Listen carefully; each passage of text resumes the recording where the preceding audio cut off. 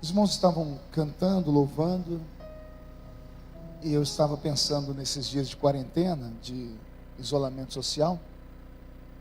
Estava meditando nos cultos que nós tivemos aqui de igreja vazia, e me lembrei, pastor Juliano, de uma história antiga que eu ouvi quando eu era garoto ainda. Numa certa cidadezinha de Minas Gerais, uma irmã recém-convertida, mas cheia do Espírito Santo, possuída por Deus, né? Naquele primeiro amor. Não sei se você sabia disso. Há uma diferença entre o crente que recém-nascido e o crente já velho, como eu e meu cunhado, que está ali de cabelo branco, né? É uma diferença. O novo crente, se falar para ele que Jesus está em cima de uma árvore, ele sobe em cima daquela árvore para achar Jesus, né? O velho crente é uma benção, né? Você fala para ele, Jesus estava no culto ontem, ele fala, quem é que estava pregando? Não, mas quem estava cantando? Essa irmã estava naquele primeiro amor ainda, né? O amor de novo convertido.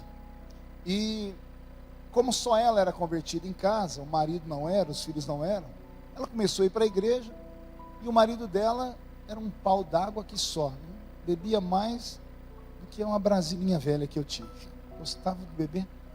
E ele foi se irritando com ela ir para o culto, porque ela chegava do culto alegre e falando, nossa, como Jesus é maravilhoso. Nossa, que poder, que culto, como Jesus é lindo, como Jesus é isso, como Jesus é aquilo. O cachaceiro ficou com ciúmes. E ele falou para ela, não é Jesus não, você está assim por causa do pastor da sua igreja. Deve ser o seu pastor que chama Jesus, porque do jeito que você fala dele. E ele acabou um dia falando, você não vai mais na igreja, e proibiu ela de ir à igreja. E ela então, durante o dia, conversou com umas irmãs da igreja que eram mais experientes, e perguntou para elas, o que vocês acham que eu faço? Eu desobedeço meu marido e vou para a igreja, porque Jesus é tudo para mim. Ou eu obedeço meu marido e deixo de ir no culto?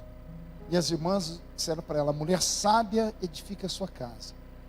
Seja obediente ao seu marido e continue orando. No tempo certo, Deus vai abrir a porta. E ela morava assim, tipo uns 5 quarteirão da igreja. E as igrejas de antigamente faziam bastante barulho, né? Então ela disse que um dia estava com a janela aberta para a rua, e lá passou as irmãs, e as irmãs indo para a igreja com a Bíblia na mão, dizendo, Maria, estamos orando pela senhora, viu? A senhora não vai, mas nós vamos lá e vamos orar pela senhora. E ela dizia então que ela fechava a janela, escutava de longe, né? Os instrumentos de banda, né? Bateria, trompete, aqueles instrumentos de banda, de coreto, que a igreja antigamente usava. E ela então acompanhava de casa. Ela cantava os hinos da harpa em casa, quando dava para ouvir. Quando ela imaginava que era a hora da oração, porque acabou os hinos, ela ficava de pé, sozinha.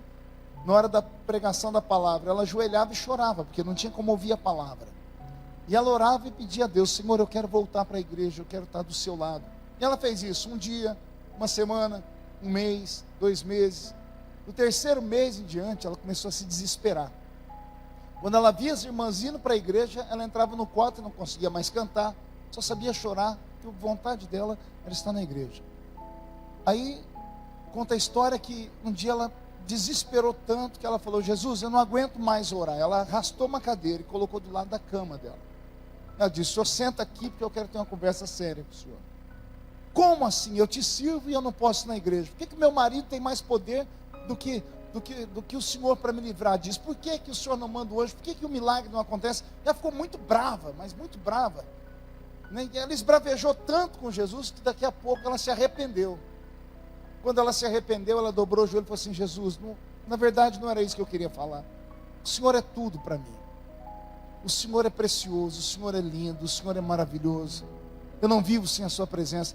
Na medida que ela estava falando assim, o marido dela veio chegando do boteco. Ao invés de entrar pela porta, passou pela janela do quarto. Escutou uma falação lá dentro, ele botou o ouvido na janela e só começou a escutar. E começou a escutar ela falar, eu te amo. Eu não vivo sem você. Você é tudo que eu tenho. Que bom que você me visita quando eu estou sozinha. O marido falou, essa mulher está me traindo agora dentro de casa, não é mais nem com o pastor da igreja não. Ele entrou dentro da casa dele pela cozinha, pegou um facão de cortar cana, ele empurrou a porta do quarto com o pé. Quando ele entrou, ele levantou o facão para o rumo da cadeira, porque ela estava conversando com a cadeira, e quando ele levantou o facão, ele caiu para trás. E caiu enrijecido. A mulher olhou para ele, percebeu que ele não estava bem, colocou a mão, começou a orar, ele ficou endemoniado. Ela expulsou o demônio dele. Quando o demônio saiu, o homem sentou na cama, a cachaça foi embora, a embriaguez foi embora, e ele começou a perguntar para ela: cadê o quê? Cadê aquele homem que estava sentado nessa cadeira aqui? E ela: que homem? Eu vi, era um homem bonito, estava com a roupa branca. Eu vim, você estava falando que amava ele, eu vi ele aqui, eu levantei o facão porque eu ia matar ele. Ele olhou para mim e sorriu, e eu não vi mais nada. Quem era aquele homem? E a mulher disse: aquele é o meu Jesus. Que quando o crente ora, o Senhor se faz presente. Que essas histórias antigas voltem a acontecer no tempo presente, porque Jesus é o mesmo, Ele não mudou, é o mesmo de ontem, hoje e será eternamente o mesmo. Amém, igreja? Eu li um texto com os irmãos hoje, para mim é um dos textos mais bonitos do livro de Atos dos Apóstolos, porque é um texto que mostra a misericórdia e vai além do que a religião diz. Por quê, pastor? Porque a religião diz que Deus só ouve a oração do salvo. Pelo menos nós crescemos numa igreja assim. Eu sou assembleiano e desde menino na igreja me ensinaram: Deus ouve a oração dos santos. Deus ouve o clamor daquele que está ligado na videira. Deus ouve o louvor daquele que é batizado nas águas, aquele que é batizado com o Espírito Santo. Deus recebe o jejum daquele que serve a Ele. E aí Atos 10 dá um nó na nossa cabeça. Primeiro, o homem não era crente, não era cristão, era um pagão. O nome dele é Cornélio, um centurião. Era um homem da corte chamada romana. E esse texto, ele lança tanta luz que me deixa até emocionado, que todas as vezes que a gente fala de Roma, dos romanos, a gente lembra dos romanos crucificando Jesus, que eles criaram os piores métodos de tortura, que eles oprimiam Israel. Mas a Bíblia diz aqui que esse romano era bondoso com o povo. O coração dele, o caráter dele, ele não oprimia os judeus, ele cuidava inclusive dos judeus. Era um homem que, por ser romano, tinha 1 milhão de deuses, porque a cultura grega naquele tempo, junto com os romanos que criaram a cultura helênica, davam a eles o direito de adorar o panteão sagrado de todos os deuses da Grécia. E esse homem fazia orações aos deuses gregos, aos deuses romanos. Eu não sei se vocês aqui já assistiram aquele filme O Gladiador. Alguém já assistiu O Gladiador? Vocês lembram que como é que era o nome do ator? É Maximus, né? Maximus. Ele tinha uma estátua da esposa, do filho. Eles faziam sempre preces. E as mulheres lá de Roma faziam preces às deusas. Era assim, era um povo pagão.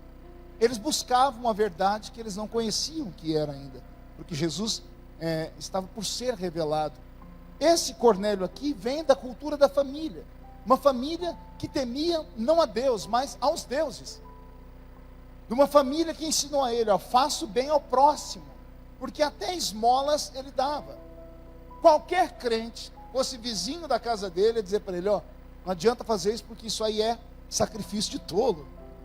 Dar esmola, fazer suas preces diante dessas imagens, fazer isso aí não vira nada, não funciona. Mas a minha Bíblia diz que Deus escutou a oração do homem. A Bíblia diz que Deus ficou tão feliz com a pureza do coração daquele homem, que Deus apareceu para ele durante o dia. Se você pegar a Bíblia inteira sagrada do Velho Testamento, Deus só aparecia para os profetas de noite, quando eles estavam dormindo. Para esse pagão, Deus se revelou durante o dia, o sol estalando mamona. Ele não teve um sonho, ele foi arrebatado em espírito. Houve um arrebatamento de sentidos. Eu não estou falando de alguém que era da igreja A, da igreja B, nem da igreja C. Eu estou falando de um homem que simplesmente queria Deus, adorava deuses errados, porque ninguém havia apresentado para ele o Deus verdadeiro. Só que como não há outro Deus além do Senhor, só um Deus escutava a oração e prece. E esse Deus ouviu a prece dele. A Bíblia não diz que Cornélio orou 3 vezes, 10 vezes. A Bíblia pega ele num dia. A Bíblia diz que Cornélio foi visitado por Deus, e Deus disse para ele: olha, suas súplicas e suas esmolas estão diante de mim em forma de memória. Então eu vou te dar o caminho. manda chamar um homem que se chama Pedro. Ele está na casa de um homem que se chama Simão o Curtidor, na cidade de Jope. Eu estive lá nesse lugar, ainda tem essa casa até hoje na beira do mar. Na frente dessa casa colocaram tem uma pracinha que tem uma baleia, porque a terra de Jope é a terra onde o menino que o Júnior pregou aqui para nós há 2 semanas atrás, Jonas, foi engolido pelo peixe, desceu a Jope, de Jope no porto. É na mesma cidade, é da mesma terra ali. A Bíblia diz que esse homem, quando ouviu a voz de Deus, ele não teve dúvidas, ele não se beliscou para ver se estava sonhando, ele não chamou uma cartomante, nem um intérprete de sonhos. Ele chamou os seus empregados e disse: procurem um homem que se chama Pedro. Ele está na casa de um certo Simão o Curtidor. Era um empresário. Então não vai ser difícil achar ele nessa cidadezinha de Jope pequena. E os homens saíram. 3 dias depois, esses homens estavam entrando na cidade. Quando eles estavam entrando na cidade de Jope, o apóstolo Pedro estava no 2º andar da casa, numa espécie de terraço. Ele estava esperando o almoço ficar pronto. E Pedro, sim, teve uma madorna. Ele dormiu. Ao dormir, ele teve uma visão. A visão é essa: ele vê um pano descendo do céu, puxado por 4 pontas. Dentro desse pano tem um monte de carne que nenhum judeu comeria, como carne de porco, etc. Animais com unha fendida, os judeus não comiam. Então ele olha para esse pano que desce do céu com tanta carne de animais, e uma voz fala com ele, diz assim: Pedro, come.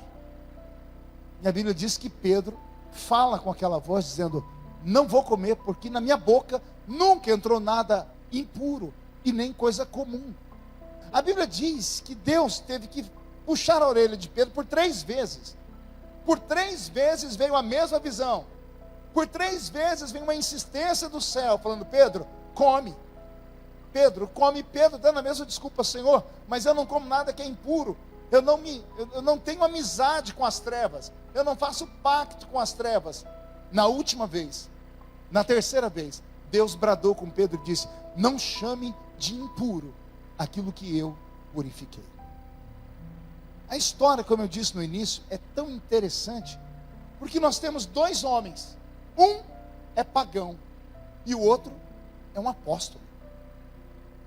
Um adora 1 milhão de deuses e o outro andou do lado de Jesus, viu sinais, viu milagres, recebeu um chamamento divino. Um acende uma vela para Deus e outra para o diabo. O outro bate no peito e diz: se eu morrer agora, eu vou direto para o céu. Por que eu estou fazendo essa comparação? Porque o ímpio, o pagão, Deus falou com ele uma vez, e ele atendeu a voz de Deus. Deus falou: procura, e ele mandou procurar na hora. Ele não duvidou, não titubeou. O outro, que é o pastor da igreja, Deus falou com ele uma vez, ele não creu. 2 vezes ele não creu. 3 vezes ele não creu.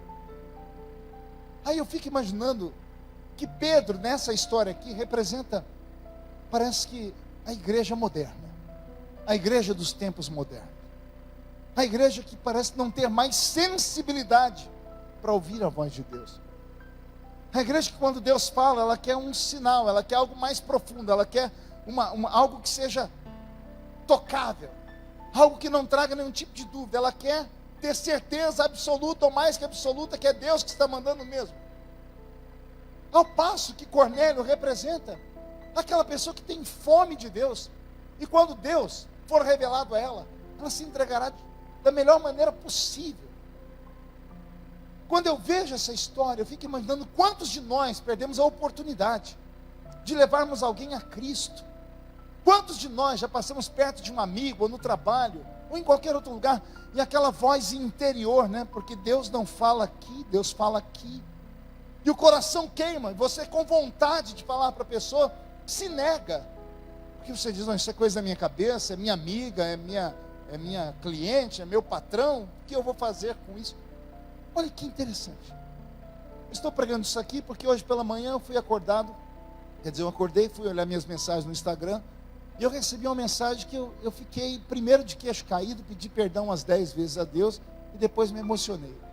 Uma moça aqui da cidade, que era filha de uma patroa minha, muito rica, que ia no escritório onde eu trabalhava, foi lá 1, 2, 10 vezes, e eu nunca falei para ela do amor de Cristo, nunca.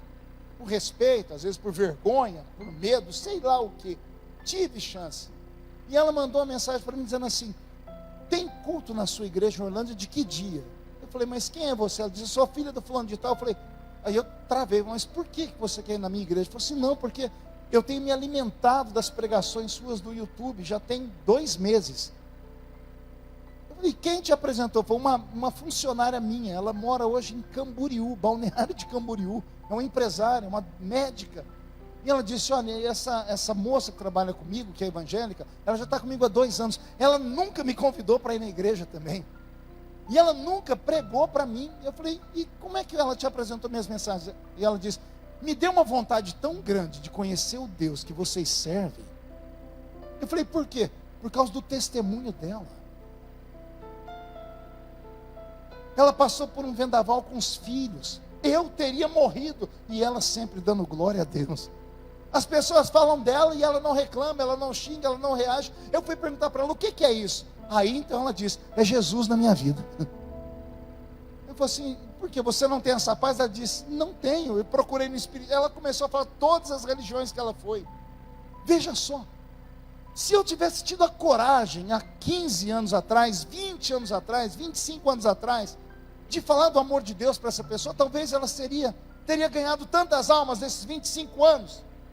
Mas eu perdi a chance, porque às vezes ficamos insensíveis, às vezes somos egoístas, porque queremos o evangelho só para nós. É muito gostoso vir à igreja, é lindo levantar as mãos e cantar, é maravilhoso ouvirmos alguém pregar com conhecimento, principalmente quando tem uma pitadinha de humor que faz a gente rir. Culto também é entretenimento. Só que de nada valeria isso se alguém não tivesse ido até você um dia e falado para você: há um Deus no céu que te ama, há um Deus no céu que pode te erguer, te levantar. Muitas pessoas que me perguntam sobre a fé, eu digo para elas: se você depender de uma igreja para ir para o céu, você está perdida, porque você vai à igreja 1 vez por semana no máximo, quando no máximo o homem moderno vai 2 vezes por semana. Aí você calcula 2 cultos por semana, 3 horas de culto, e coloque 24 horas vezes 7, depois do total você tira 3. Você tem essas 3 horas abastecidas a sua alma, e o resto você está à mercê do mundo, à mercê das informações ruins, à mercê da televisão, à mercê das brigas, à mercê das tentações, à mercê de tudo. Se a pessoa depender só da igreja para ir para o céu, ela está frita. Essa pandemia está provando isso, está mostrando isso. Você precisa ter comunhão com Deus. Você precisa saber que onde você dobra o seu joelho, ou onde a planta do seu pé pisa, o anjo do Senhor acompanha você até ali.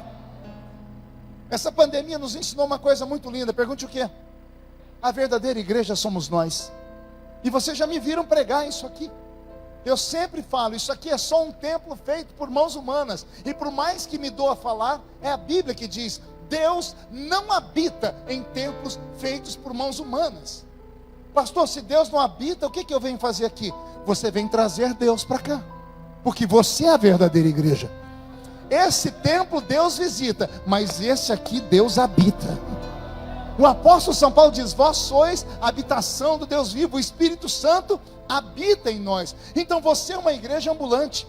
Deus só vem a esse templo quando você atravessa aquela porta ali, ó. Quando você coloca o pé aqui dentro, Deus que está dentro de você entra dentro da igreja. E quando o culto termina, Deus vai com você embora. Pastor, e a igreja? A igreja fica vazia aqui, ao ponto dos vizinhos ficarem incomodados até com o ar-condicionado, que diz eles que liga sozinho. Ainda tem um fantasma aqui dentro. Às vezes eu vi uma notificação, nós fomos processados aqui. Tem um boletim de ocorrência que o vizinho falou que às 11h30 da noite o ar-condicionado estava ligado, a igreja está fechada. Tinha um amigo meu que mora lá no Rio de Janeiro. Uma vez ele me ligou, o pastor Ezequiel, disse para mim: Marcos, ora aí por nós, estamos numa luta. O que foi, pastor? Roubaram a igreja. Entraram na igreja de noite, fizeram limpa, levaram instrumento, levaram som, levaram tudo. Aí eu dobrei meu joelho, porque eu nunca tinha ouvido falar de igreja roubada. Aí eu comecei: Senhor, roubaram a sua igreja, Senhor, ajuda a sua igreja, porque roubaram ela. Depois que falei umas 4 vezes, eu acho que o Espírito Santo falou: vou ensinar esse esse rapaz o que é a igreja de verdade. Deus falou comigo: impossível roubar a minha igreja. Eu disse: mas aquela roubaram. O senhor disse: aquela não é a minha igreja. Eu já falei: pronto, aquela é uma seita. É uma seita. O senhor disse: não, aquela é um templo feito por mãos humanas. E eu falei: o senhor não podia ter deixado o seu anjo lá dentro da igreja para guardar os móveis? O senhor disse: para quê? Cadeira não dá glória a Deus, a caixa sozinha não faz barulho, a parede não me louva. Quem me louva é o crente que caminha. Esse eu protejo, esse eu guardo. Por isso que o anjo do Senhor acampa ao redor daquele que o teme e o livra do mal. Que nós possamos passar a sermos mais sensíveis e aproveitarmos as oportunidades que vêm à nossa mão, as oportunidades que nós às vezes perdemos. Ontem à tarde fizemos com a minha família, nós fomos num sítio aqui de uns amigos, e moram muitos crentes ali, né? E eu fiquei com pena. O Edelton estava lá comigo, meu cunhado. A irmã veio perto de mim umas 4 vezes: pastor, vamos fazer um culto, tem uma igreja aqui. Eu achei que era brincadeira dela. Tem um templozinho lá, uma capelinha. Ela falou: não, faz um culto para nós, aproveita. Depois, Edelton, que caiu a minha ficha, lá não tem internet. Então eles não têm culto online. 40 dias aquela irmã e a família dela sem poder ir num culto, sem ouvir uma voz pregando, sem ouvir um louvor. E estava lá o pastor de vocês de short. Aí eu falei para a irmã: mas eu estou de short. E ela, aquela assembleiana daquele dia, eu falei: eu estou de short. Ela não falou assim: não vai. Também não disse: deixa de ir. Abriram a igreja, fizemos um culto, 15 minutos. A Edna, que está ali, minha cunhada, quem não conhece minha cunhada, aquela moça bonita ali, ela está do lado do meu cunhado. Ela cantou, louvou a Deus com mais 2 irmãs, li um salmo, e quando terminou, aquela irmã chegou e me falou: pastor, muito obrigado, vem fazer mais culto aqui. Só dá valor quando a gente perde. Não perca a oportunidade, seja bênção onde você for. Uma cultura que tínhamos os crentes antigamente, e até eu acabei perdendo isso. Todas as vezes que ia visitar um crente, ia na casa de alguém, primeiro fazer uma oração. Podemos fazer uma oração para abençoar aqui? Nem isso fazemos mais. Temos oportunidade e contamos piada, falamos da vida dos outros. Só me perguntam de política. Temos que deixar nossa mente esvaziar dessas coisas e nos enchermos do Espírito Santo. Você não é um ser humano normal, você é um condutor da salvação. Cada crente que aqui está, o mais fraco aqui dentro, tem nos seus lábios a palavra da eternidade. Você não sabe o poder que há dentro de você. Muitas vezes você fala: mas eu não sei nada da Bíblia, porque você se compara com o pastor que está pregando, com o irmão que ensina. Mas com o ímpio que não conhece, é como se você fosse o doutor em todos os conhecimentos do mundo. Então não perca a chance. Fale do amor de Deus a tempo, fale do amor de Deus a fora de tempo. O dia que você tiver tempo, que tempo você tem, o dia que você tiver disponibilidade, leia o livro de Atos dos Apóstolos. Você vai encontrar histórias lindas. Tem uma história de um homem que está dentro de uma carruagem, puxada por pelo menos uns 4 cavalos, era uma carruagem real, e ele está lendo um livro, o rolo do profeta Isaías. E tem um evangelista que estava ali, era diácono da igreja, nós que chamamos ele de evangelista. Ele não era presbítero, não era pastor presidente, era um diácono. Tinha ido naquele lugar para cuidar dos órfãos e das viúvas. E quando o Espírito Santo viu que tinha um homem com fome, lendo o livro sagrado sem entender, o Espírito Santo foi lá onde estava Filipe e disse: Filipe, achega-te a esse carro. E Filipe foi andando lá da carruagem, 4 cavalos puxando, e Filipe no trote, conversando aqui pela janela. E Filipe viu que o homem lia, e o homem não parou a carruagem para dar atenção para Filipe. E Filipe perguntou para ele daqui de fora: você entende o que lê? E o homem disse: como eu vou entender se não tem quem me ensine? E a carruagem continuou andando, e o Filipe continuou correndo. Até que o homem disse assim: você conhece? Ele: conheço. Você pode me ensinar? Posso. Parar a carruagem. Filipe entrou dentro da carruagem, pregou para o homem. Foi a pregação, acho que a conversão mais rápida da Bíblia. Não deu 40 minutos de pregação, o homem que estava dentro da carruagem lendo, olhou de longe e viu uma lagoa, e disse assim para Filipe: eis ali a água, o que me impede de ser batizado? Eu fico imaginando como é que Filipe chegou na parte do batismo, porque o homem estava lendo o livro do profeta Isaías. Então ele declarou para esse homem Jesus, ele falou sobre o processo da salvação inteira, e falou para ele que só vai para o céu quem crer e for batizado. Então o homem olhou para fora e disse: eis ali a água, o que me impede de ser batizado? Oh meu Deus, se fosse hoje, ia ter que passar por uma triagem tão grande, ia ter que puxar a capivara do cidadão, para saber se ele é bom pagador, se ele já casou quantas vezes na vida, se ele é isso, se ele é aquilo, porque é isso que a maioria das igrejas fazem, incluindo a nossa às vezes. Mas naquele dia, o homem questionou: tem ali água e eu estou crendo. Filipe disse: se tu creres. Filipe parou a carruagem, desceu e batizou o homem. O Espírito Santo agia de uma maneira tão violenta naqueles dias, que a Bíblia diz que quando Filipe batizou o homem nas águas, o homem se levantou. No tempo do homem limpar os olhos para tirar a água do rosto, Filipe sumiu. A Bíblia diz: e o Espírito de Deus arrebatou Filipe, tirou Filipe daqui e levou Filipe para um outro lado, porque a obra de Deus urgia. Que Deus nesta noite faça isso nos nossos corações. Que Deus te incendeie. Que Deus te faça um evangelista moderno, através do WhatsApp, através da sua página de Facebook, através do seu Instagram. Que você não perca a oportunidade de falar de Deus a tempo e a fora de tempo, custe o que custar, doa quem doer. Pastor, mas eu não sei pregar muito. O seu testemunho já é uma grande pregação. Eu me lembro que quando eu era novo convertido, os pastores sempre usavam o exemplo daquele bichinho que deixava um rastro bonito, uma lesma. Alguém já viu lesma? Está desaparecido esse bichinho, faz tempo que eu não vejo. Mas antigamente a gente via o rastro da lesma, era todo brilhante.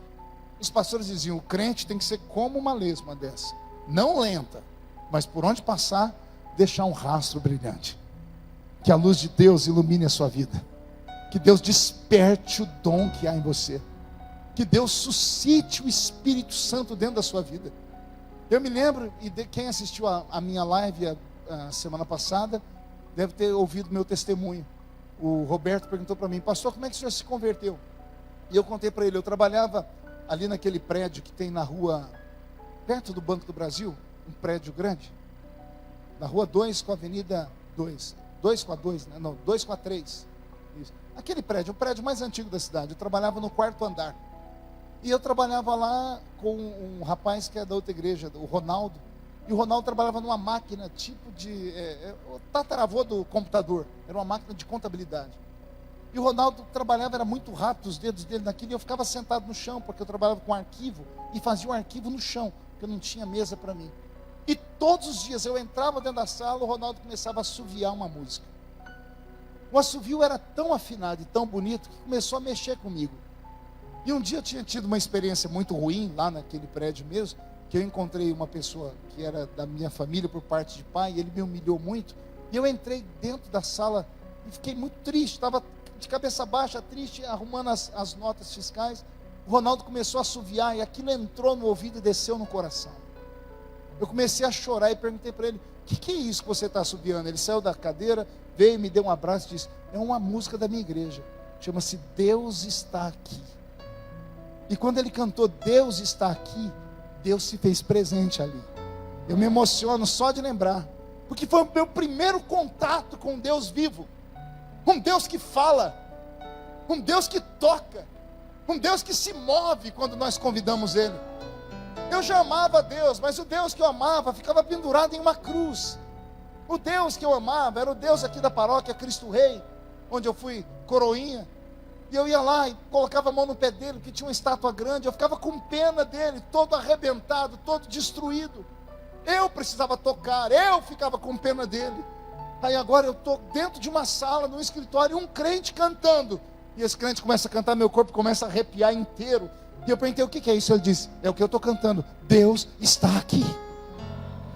O Deus dessa igreja fala, o Deus dessa igreja toca. O Deus desse povo aqui, Ele sabe os nossos problemas e Ele nos ajuda. Nós só precisamos acreditar nele. E esse grito de glória a Deus que sai dentro de nós não fica nessas 4 paredes. E não é um louvor ao pregador, atravessa o teto e vai até o coração dele. Deus está aqui. Que o Espírito que veio sobre Pedro naquele dia, que ele pregou para Cornélio, porque a unção que veio sobre Pedro foi tão grande. Detalhe, escutem, Pedro foi sozinho. Ele não levou um presbítero, ele não levou uns irmãos para ir com ele, os irmãos de fogo, de oração. Não, Pedro foi sozinho com os empregados de Cornélio. Quando ele entrou dentro da casa de Cornélio, Cornélio não estava sozinho. A casa estava cheia de gente, amigos de Cornélio. Quem era amigo de romanos? Só romanos. A alta corte estava ali, porque Cornélio deu o testemunho e disse: gente, eu tive uma visagem, eu tive uma visão, e uma voz mandou buscar um homem. Esse homem existe, ele está chegando, e ele vai me apresentar o caminho da eternidade. Quando Pedro chegou e viu a casa de Cornélio cheia, Pedro não se fez de rogado. Pedro apresentou Jesus para eles. E ele não pregou com essa eloquência que prega um pregador pentecostal como eu, não. Pedro começou a falar de Jesus, começou a contar a história dele. Esse é o filho de Maria, o carpinteiro, filho de José, que andou pela terra, que curou os enfermos, e foi dando testemunho. A Bíblia diz que enquanto Pedro pregava, o céu abriu, e o Espírito Santo caiu sobre todo mundo que estava naquela casa. Imagine, se fosse um congresso, se fosse um culto, tudo bem. Imagina, nós estamos aqui com só gente crente, só quem teme a Deus, e o Espírito Santo não pegou todo mundo ainda. Tem umas pessoas me olhando com o olhinho seco, só dá para ver o olho, né? O olho seco, parecendo um olho de sapo que morreu no dia de enchente, né? A desculpa da boca travada dá porque está com essa máscara aí, mas eu acho que dá para dar glória a Deus ainda, né? Veja só, Pedro estava com gente que era ímpia, com adoradores de estátuas, de demônios. Enquanto ele pregava, o coração deles se abriu, porque o Espírito Santo não pôs em qualquer lugar também. O Espírito Santo não arrombou a casa deles, não entrou como um ladrão, não. É que enquanto eles pregavam, Pedro pregava, o coração deles foi abrindo.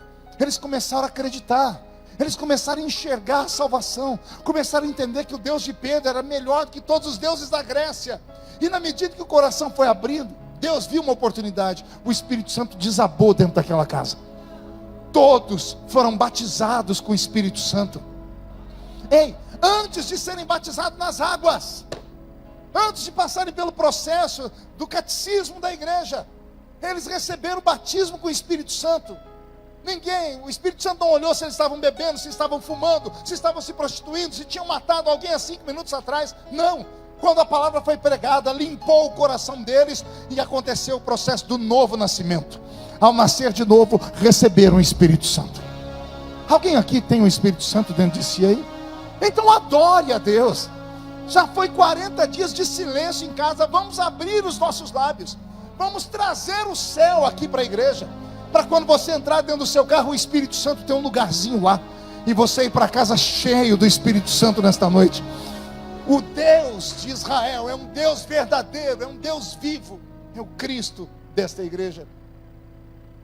Que não aconteça conosco o que aconteceu com o pastor Pedro antes da pregação, ficar tão duro a ponto de não entender, ou de não acreditar, ou de ter vergonha, ou de ter medo, ou de ter dúvida, quando Deus lhe toca. Todo crente tem isso. Todo crente, ele é sensitivo. O que é sensitivo? É quando o seu lado espiritual ele é muito aguçado. Você entra nos lugares, você percebe. Alguém aqui já foi fazer visita? E quando colocou o pé dentro da casa da pessoa, o corpo arrepiou inteirinho? Quem? Levante aos irmãos que faz visita. Por quê? Porque você é sensitivo. Você percebe o mundo espiritual. Você, portanto, não é mais normal. Eu imagino quantas pessoas Deus colocou na sua frente e você sentiu. Pessoas que trabalham com pessoas, né? Ali a minha sobrinha Cálita, que lida com gente toda hora. Eu acredito que você, quando foi tocar em alguém ou fazer algum tratamento, seu corpo arrepiou, você teve um sentimento. Quando isso acontecer, não tenha dúvida, fale de Cristo. As pessoas falam: qual é o sinal? Pastor, o sinal é esse: o coração acelerou, a boca secou, a perna bambeou. Fale sem medo, porque essa é a voz do Senhor não vem aqui, ela vem aqui. É uma voz que grita de dentro para fora, é uma voz interior. Por que é uma voz interior? Porque o Espírito Santo habita dentro de você. Pastor, por que ele não fala claramente? Porque se ele falar claramente, é como se ele fosse alguém te dando uma ordem, como se ele fosse um tirano, como se ele fosse um ditador, te mandando: vai, é para fazer. E não é isso. Ele segreda. O livre-arbítrio está dentro de nós. Falemos de Deus, a tempo e a fora de tempo. Já contei aqui nessa igreja o testemunho de quando eu ganhei o Adriano para Jesus. O Adriano, aquele Pai está sempre aqui conosco. Adriano estava passando perto da fábrica de vela, na Avenida 4, ali onde eu trabalhava. Ele estava empurrando uma bicicleta e uma caixa de som desse tamanho aqui, um rádio de toca-fita, que era desse tamanho, aqui. Ele passou, eu vi ele pela vidraça. Eu senti um toque. Eu saltei da minha cadeira, botei a cabeça para fora e falei: Adriano. Ele olhou para mim, sorriu naqueles dentão bonito dele. Eu falei para ele: Jesus te ama. Ele travou e começou a chorar. Ele voltou, parou a bicicleta, sentou na cadeira, ele chorava sem parar. Eu não preguei uma hora para ele, só falei: Jesus te ama. Aí ele me perguntou: por que Jesus me ama? Aí eu mostrei para ele por que Jesus amava ele. Não é preciso muita coisa para você angariar para o reino de Deus. Se todo crente soubesse qual é o resultado de ganhar uma alma, os crentes ficariam desesperados. Como o grande evangelista Dwight Moody, que dizia que não conseguia dormir sem ganhar pelo menos uma alma por dia para Cristo. Ele levou durante toda a sua vida mais de 1 milhão de almas aos pés da cruz. Um dia ele acordou de madrugada, lá em Chicago, onde ele morava, e ele pegou um bondinho de madrugada, que ele não tinha ganhado nenhuma alma ainda para Jesus, ele não conseguia dormir, e ele ganhou um mendigo, enquanto ele estava dentro daquele bondinho. Ganhar alma é um presente que o ser humano dá a Deus. Como é que eu conquisto uma alma, pastor? A Bíblia Sagrada vai nos ensinar: aquele que ganha almas, sábio é. Isso aqui não é só um termo religioso. Ganhar almas é você conseguir a atenção das pessoas. O vendedor ganha almas, o pastor ganha almas, o político ganha almas, todas as pessoas que lidam com pessoas ganham almas. Agora, traduza isso para a fé. Use de sabedoria. Peça para Deus te mostrar, te revelar. Peça para Deus te mostrar pessoas oprimidas. Peça para Deus te enviar pessoas até você. Quando estiver lá nas suas mídias sociais, ore.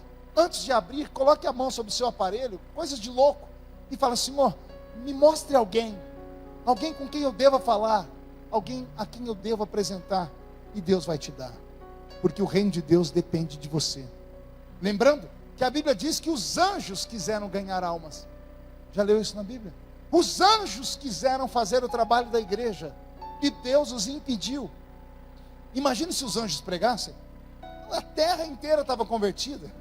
Imagina aparecer aqui no céu, aqui de Orlândia, Gabriel, com as suas asas gigantes e uma espada na mão, gritando: aceitem Jesus Cristo como seu Salvador. Quem não vai se converter?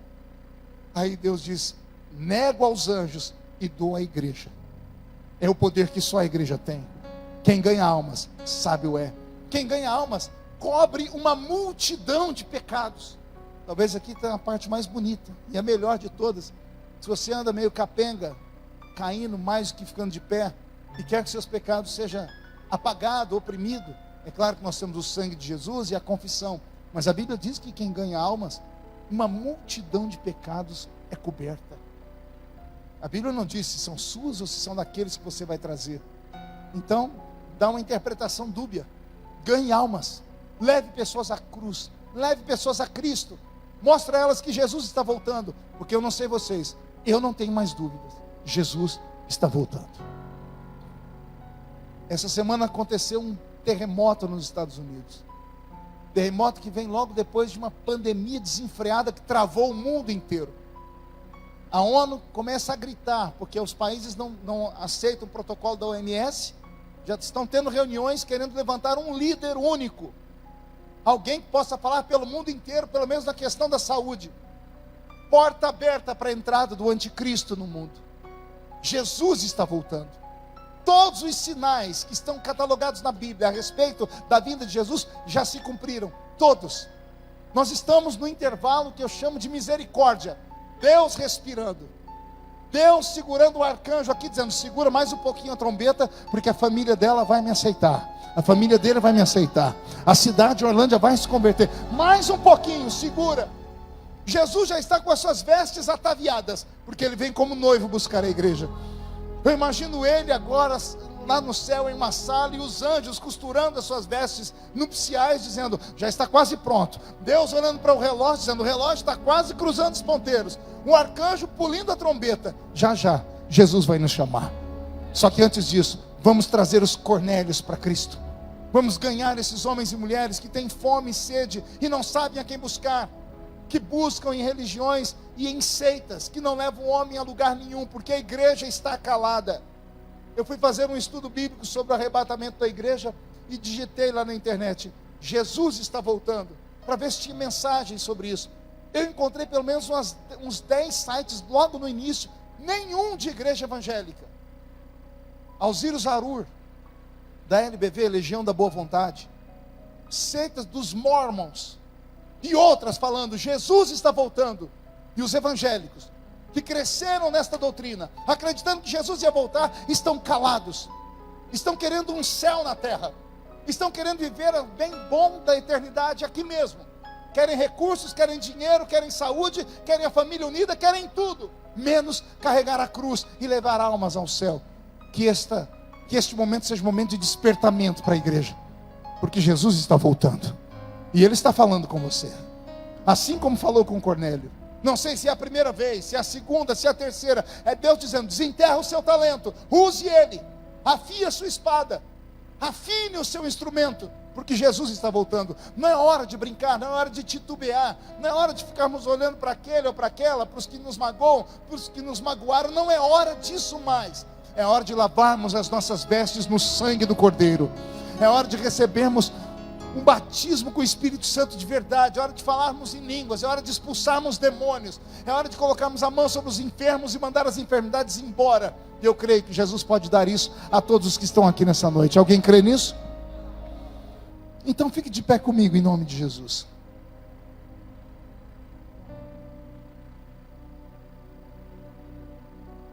Feche seus olhos.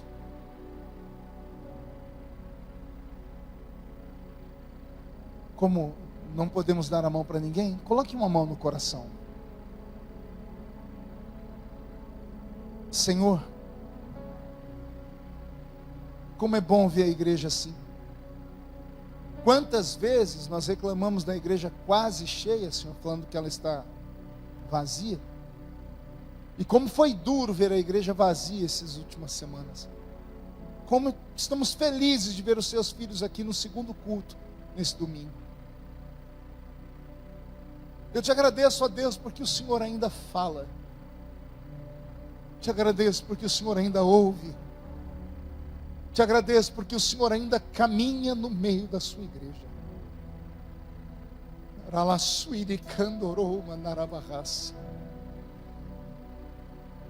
Neste momento, Senhor, a sua igreja está aqui de pé, uma distância de 1 metro um dos outros ou mais.